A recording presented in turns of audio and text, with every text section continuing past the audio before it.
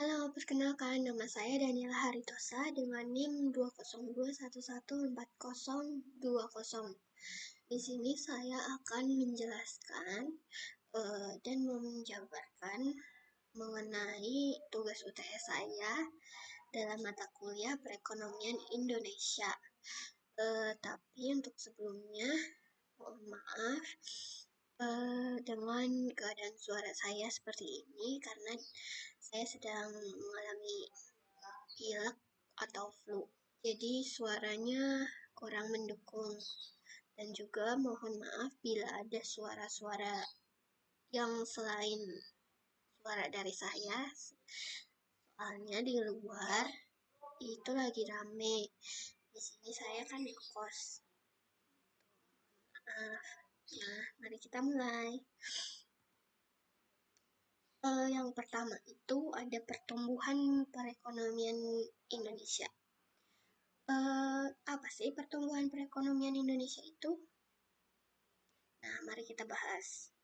Pertumbuhan ekonomi itu adalah ukuran kinerja perekonomian makro suatu negara untuk mengetahui tingkat kesejahteraan warganya. Periodasi pertumbuhan ekonomi Indonesia adalah pada masa sebelum kemerdekaan, yaitu tahun sebelum dari 1945 sampai 1945. Lalu ada masa awal kemerdekaan, yaitu dari 1945 sampai dengan 1951. Lalu masa Orde Lama, dari 1951 sampai 1966. Lalu masa Orde Baru, dari 1967 sampai 1998. Dan masa reformasi, yaitu dari tahun 1999 sampai dengan sekarang. Nah, lalu ada stabilitas perekonomian Indonesia. Perekonomian yang tidak stabil adalah kondisi perekonomian yang sulit diprediksi. Stabilitas menurut Keynes adalah untuk mencapai stabilitas, maka perlu intervensi pemerintah. Akibat dari kondisi perekonomian yang tidak stabil, yaitu ada di sisi ekonomi dan non-ekonomi atau sosial dan politik. Lalu komparasi internasionalnya, negara-negara yang sedang berkembang cenderung tidak stabil dibandingkan negara-negara yang sudah maju. Lalu pengukuran kondisi makroekonomi yang tidak stabil jika terjadi volatilitas untuk mengukur ketidakstabilan yang dilakukan dengan komposit dan parsial. Nah, kebijakan stabilitas ekonomi dapat dilakukan dengan kebijakan moneter, fiskal, dan kebijakan non-moneter dan fiskal.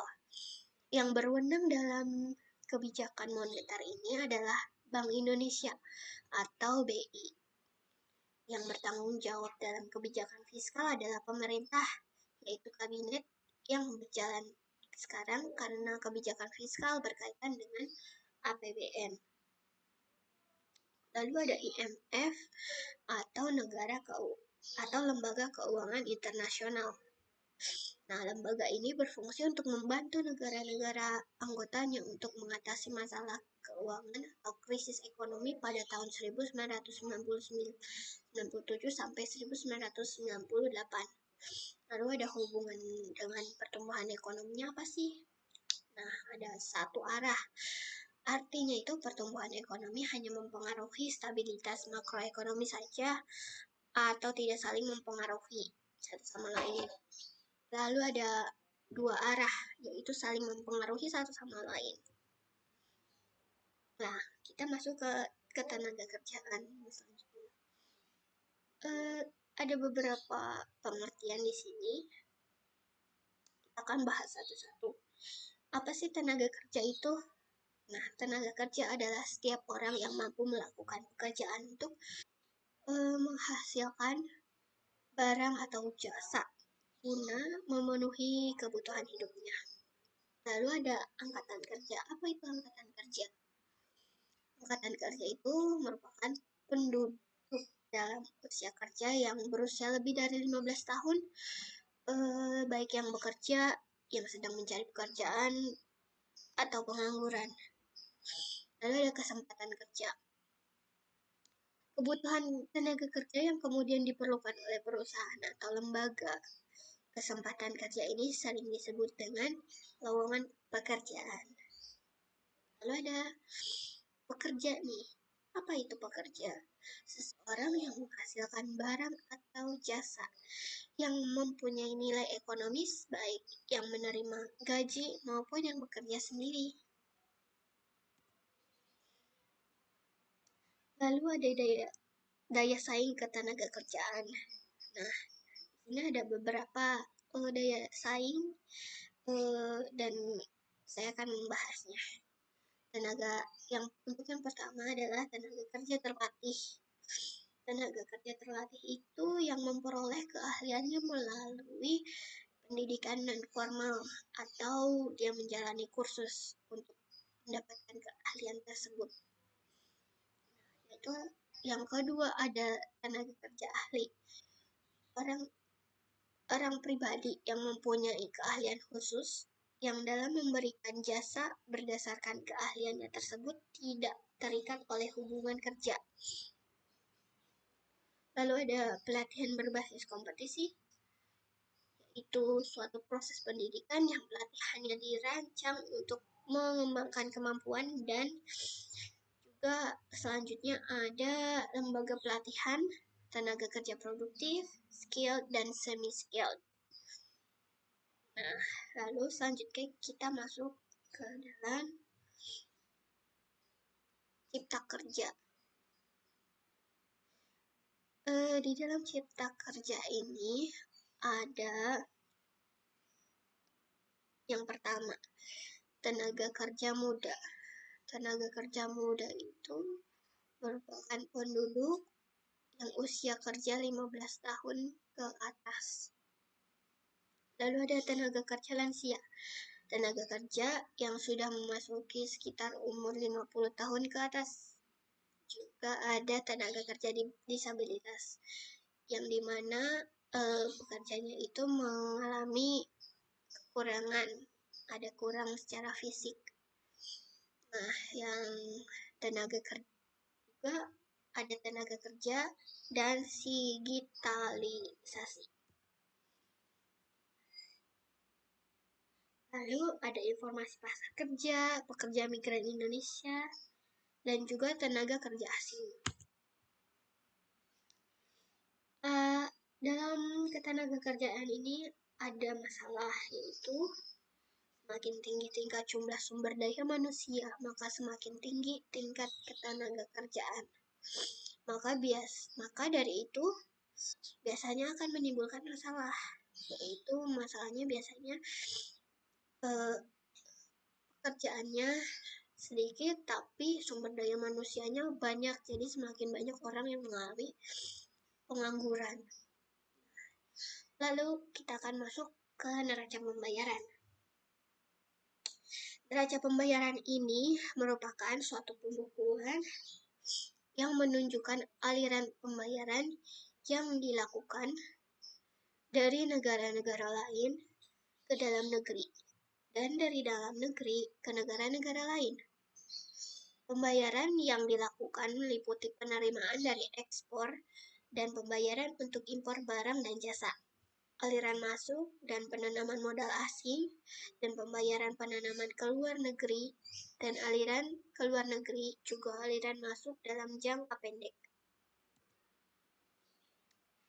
Kondisi perekonomian suatu negara ini dapat dilihat dari sisi internal maupun eksternal ya. Nah, dalam sisi internal ini antara lain pada perkembangan sektor real seperti produksi, konsumsi, dan juga investasi. Lalu perkembangan sektor moneter seperti inflasi dan juga jumlah uang yang berbeda. Lalu sedangkan pada sektor eksternal tercermin pada perkembangan neraca pembayaran. Perkembangan neraca pembayaran memiliki keterkaitan yang erat dengan perkembangan sektor real, fiskal, dan moneter. Nah, perkembangan neraca pembayaran ini ada sebelum krisis ekonomi dan sesudah krisis ekonomi. Yang pertama itu sebelum krisis ekonomi. Neraca perdagangan non-migas pada umumnya mengalami defisit nih sebelum krisis ekonomi ini ya. Sementara itu neraca perdagangan migas selalu menunjukkan surplus. Neraca jasa Indonesia menunjukkan pengeluaran yang lebih besar dibandingkan penerimaannya sehingga menimbulkan defisit atau sama dengan neraca perdagangan. Lalu transaksi berjalan sebagaimana neraca perdagangan dan neraca jasa pada umumnya menunjukkan defisit untuk transaksi berjalan non-migas dan menunjukkan surplus untuk transaksi berjalan migas. Lalu transaksi modal pada umumnya menunjukkan surplus. Lalu neraca pembayaran krisis ekonomi sejak krisis ekonomi sampai dengan 2001. Neraca perdagangan sejak krisis ekonomi sampai 2001 ini, neraca perdagangan secara keseluruhan menunjukkan surplus. Neraca jasa tetap menunjukkan karakteristik defisit. Lalu transaksi berjalan menunjukkan surplus, transaksi modal setelah terjadinya krisis ekonomi mengalami defisit. Nah, ini dapat dilihat adalah skema untuk sektor eksternalnya. Ada transaksi berjalan seperti ekspor, impor, dan transfer dan penghasilan atau bisa disebut dengan income. Dalam transaksi berjalan ini terdapat sektor real, yaitu konsumsi, investasi, ekspor, dan impor. Lalu ada juga sektor pemerintah fiskal. Sektor pemerintah atau fiskal. Di dalamnya ada anggaran negara atau APBN, yaitu penerimaan termasuk hibah, pengeluaran, keseimbangan, pembiayaan dari dalam negeri maupun luar negeri. Lalu ada transaksi modal dan keuangan dalam sektor eksternal ini. Jadi di dalam itu ada investasi langsung, aliran keluar keuangan, yaitu maupun pemerintah maupun swasta. Lalu ada cadangan devisa. Untuk transaksi modal dan keuangan ini ada sektor moneter.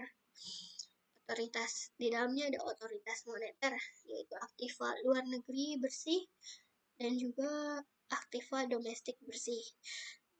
Lalu ada bank umum. Dalam bank umum juga sama, ada aktiva luar negeri bersih dan juga aktiva domestik bersih. Nah, dapat dilihat bahwa perkembangan dan penawaran barang dan jasa di sektor real yang terkait dengan ekspor dan impor tercermin pada perkembangan ekspor dan impor baik barang maupun jasa pada transaksi berjalan.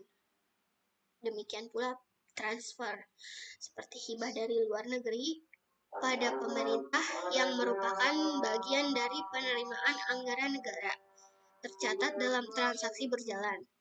Selain itu, transaksi pembayaran bunga pinjaman pemerintah yang merupakan bagian dari pengeluaran pemerintah dalam anggaran negara juga tercatat di neraca pembayaran pada pos penghasilan atau income.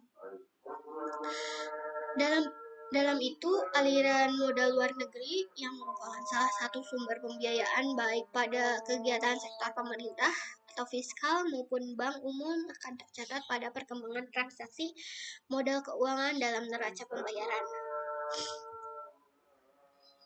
Dilihat juga dari strukturnya, neraca pembayaran ini dapat dikelompokkan menjadi dua kelompok besar nih, yaitu transaksi berjalan dan transaksi modal. Transaksi komponen dalam kelompok terdiri dari sisi kredit dan debit. Dari sisi kredit mencatat transaksi-transaksi yang menimbulkan hak bagi penduduk atau suatu negara untuk menerima pembayaran dan sisi debit untuk mencatat transaksi yang menimbulkan kewajiban membayar bagi penduduk suatu negara terhadap penduduk yang lain. Struktur neraca pembayaran sendiri terdiri dari beberapa komponen yang dapat dikelompokkan sebagai berikut ini. Yang pertama, ada transaksi berjalan. Di dalamnya meliputi perdagangan barang seperti ekspor dan impor, lalu jasa-jasa dan penghasilan atau bisa disebut dengan income. Lalu yang kedua, terdapat transaksi modal. Di dalam transaksi modal ini mencakup transaksi keuangan di luar cadangan devisa. Sebagai contohnya adalah penanaman modal langsung, investasi surat berharga, dan investasi lainnya. Yang ketiga ada perubahan cadangan devisa. Lalu yang keempat ada selisih perhitungan. Nah, kita masuk nih ke kurs valuta asing. Kurs valuta asing itu apa sih? Kurs valuta asing merupakan nilai tukar suatu negara. Nilai tukar suatu mata uang terhadap mata uang lainnya. Lalu kenaikan harga valuta asing disebut depresiasi atas mata uang dalam negeri. Mata uang asing menjadi lebih mahal ini berarti nilai relatif mata uang dalam negeri itu merosot. Sedangkan turunnya mata uang asing disebut apresiasi mata uang dalam negeri. Nah, nilai mata uang asing menjadi lebih murah ini berarti nilai relatif mata uang dalam negeri meningkat. Lalu ada faktor-faktor yang mempengaruhi perubahan nilai tukar. Yang pertama, perubahan dalam cita masyarakat. Yang kedua, perubahan harga dari barang-barang ekspor dan impor. Lalu yang ketiga, kenaikan harga umum atau bisa disebut dengan inflasi. Lalu yang keempat, perubahan dalam tingkat bunga dan tingkat pengembalian investasi dan perkembangan ekonomi. Nah, sekian yang dapat saya sampaikan. Terima kasih atas waktunya sudah mendengarkan dan melihat video saya. Untuk kekurangannya saya ucapkan maaf yang sebesar-besarnya karena saya pun tahu masih banyak kekurangan yang dalam penyampaian saya maupun dalam PowerPoint saya yang masih terdapat banyak sekali typo atau kesalahan dalam pengetikan.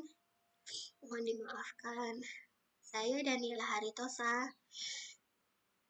mengucapkan terima kasih. Ya.